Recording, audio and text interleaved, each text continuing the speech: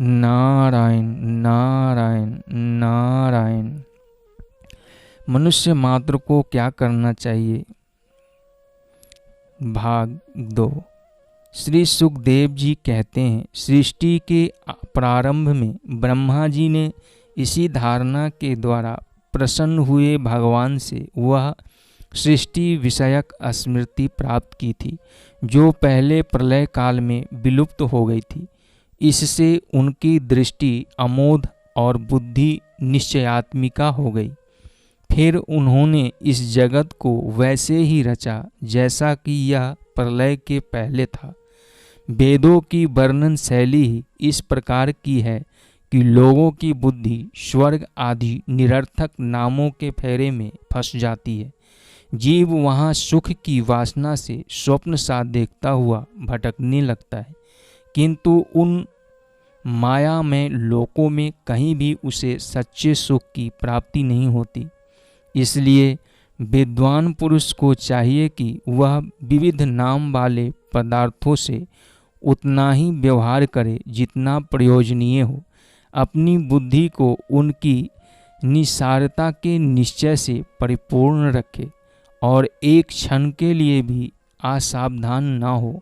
यदि संसार के पदार्थ प्रारब्धवश बिना परिश्रम के यूं ही मिल जाए, तब उनके उपार्जन का परिश्रम व्यर्थ समझकर उनके लिए कोई प्रयत्न न करे। जब जमीन पर सोने से काम चल सकता है, तब पलंग के लिए प्रयत्न करने से क्या प्रयोजन। जब भुजाएं अपने को भगवान की कृपा से स्वयं ही मिली हुई है, तब तकियों की क्या आवश्यकता। जब अंजलि से काम चल सकता है, तब बहुत से बर्तनों क्यों बटोरे। वृक्षों की छाल पहनकर या वस्त्रहीन रहकर भी यदि जीवन धारण किया जा सकता है, तो वस्त्रों की क्या आवश्यकता।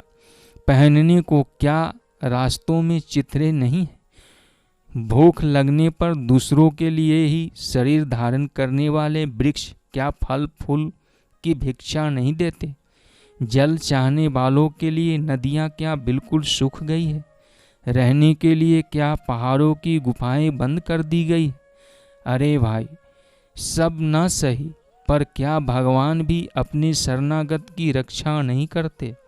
ऐसी स्थिति में बुद्धिमान लोग भी धन के नशे में चोर घमंडी धनियों की चापलूसी क्यों करते हैं। इस प्रकार विरक्त हो जाने पर अपने हृदय में नित्य विराजमान स्वतः सिद्ध आत्मस्वरूप परम प्रियतम परम सत्य जो अनंत भगवान है, बड़े प्रेम और आनंद से दृढ़ निश्चय करके उन्हीं का भजन करें, क्योंकि उनके भजन से जन्म मृत्यु के चक्कर में डालने वाले अज्ञान का नाश हो जाता है। पशुओं की बात तो अलग है, परंतु मनुष्यों में भला ऐसा कौन है जो लोगों को इस संसार रूपी बैतरणी नदी में गिरकर अपने कर्मजन्य दुखों को भोगते देखकर भी भगवान का मंगलमय चिंतन नहीं करेगा। इन असत विषय भोगों में ही अपनी चित्त को भटकने देगा। कोई कोई साधक अपने शरीर के भीतर हृदय काश में विराजमान भगवान के प्रदेश मात्र अंगूठे के सिरे से तर्जनी के सिरे तक की दूरी स्वरूप की धारणा करते हैं। वे ऐसा ध्यान करते हैं कि भगवान की चार भुजाओं में शंख चक्र गदा और पद्म है। उनके मुख पर प्रसन्नता झलक रही है। उनके नेत्र कमल के समान विशाल और कोमल है। वे कदम्ब के पुष्प की केसर के समान पीला वस्त्र धारण किए हुए हैं। भुजाओं में श्रेष्ठ रत्नों से जरे हुए सोने के बाजूबंद शोभायमान है। सिर पर बड़ा ही सुंदर मुकुट और कानों में कुंडल है, जिनमें जरे हुए बहुमूल्य रत्न जगमगा रहे हैं। उनके चरण कमल योगेश्वरों के खिले हुए हृदय कमल की कनिका पर विराजित है। उनके हृदय पर श्रीवत्स का चिन्ह एक सुनहरी रेखा है। गले में कौस्तुभ मणि लटक रही है। वक्ष स्थल कभी न कुम्हलाने वाली बनमाला से घिरा हुआ है। वे कमर में करधनी, उंगलियों में बहुमूल्य अंगूठी, चरणों में निपुर और हाथों में कंगन आदि आभूषण धारण किए हुए हैं। उनके बालों की लटें बहुत चिकनी, निर्मल, घुंघराली और नीली है। उनका मुख कमल मंद मंद मुस्कान से खिल रहा है। लीलापूर्ण उन्मुक्त हास्य और चितवन से शोभायमान भावों के द्वारा वे भक्तजनों पर अनंत अनुग्रह की वर्षा कर रहे हैं। जब तक मन इस धारणा के द्वारा स्थिर न हो जाए तब तक बार बार इस चिंतन स्वरूप भगवान को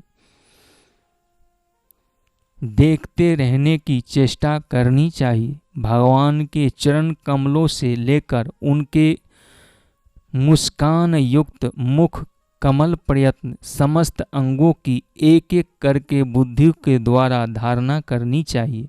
जैसे जैसे बुद्धि शुद्ध होती जाएगी वैसे वैसे चित्त स्थिर होता जाएगा। जब एक अंग का ध्यान ठीक ठीक होने लगे तब उसे छोड़कर दूसरे अंग का ध्यान करना चाहिए।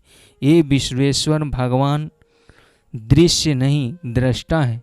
सगुण निर्गुण सब कुछ इन्हीं का स्वरूप है।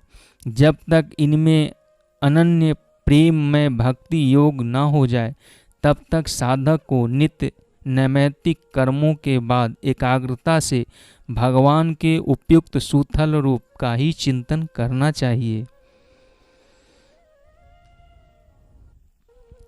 परीक्षित, जब योगी पुरुष इस मनुष्य लोक को छोड़ना चाहे तब देश और काल में मन को न लगाए।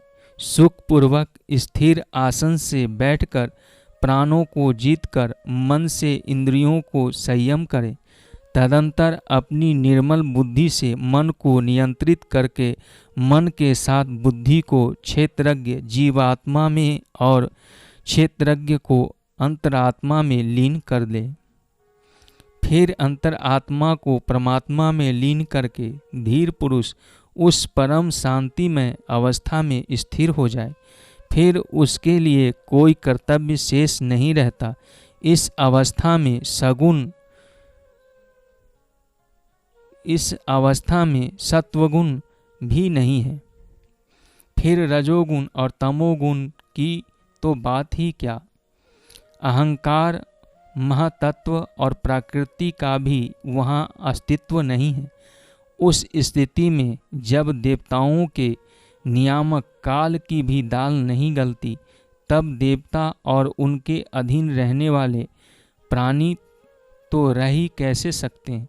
योगी लोग यह नहीं इस प्रकार परमात्मा से भिन्न पदार्थों का त्याग करना चाहते हैं और शरीर तथा उसके संबंधी पदार्थों में आत्मबुद्धि का त्याग करके हृदय के द्वारा पद पद पर भगवान के जिस परम पूज्य स्वरूप का आलिंगन करते हुए अनन्य प्रेम से परिपूर्ण रहते हैं वही भगवान विष्णु का परम पद है। इस विषय में समस्त शास्त्रों की सहमति है। ज्ञान दृष्टि के बल से जिसके चित्त की वासना नष्ट हो गई है उस ब्रह्मनिष्ठ योगी को इस प्रकार अपने शरीर का त्याग करना चाहिए। पहले एड़ी से अपनी गुद्दा को दबाकर स्थिर हो जाए और तब बिना घबराहट के प्राण वायु को षट चक्र भेदन की रीति से ऊपर ले जाएं।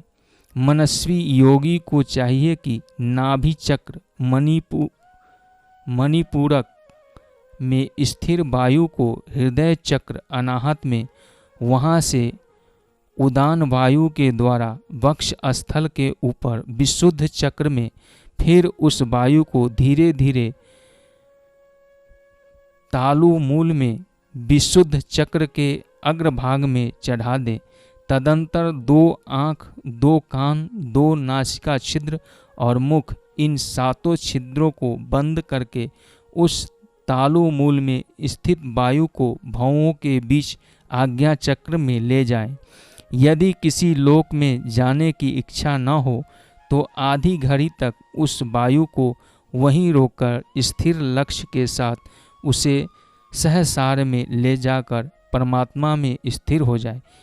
इसके बाद ब्रह्मानंद का भेदन करके शरीर इंद्र आदि को छोड़ दे।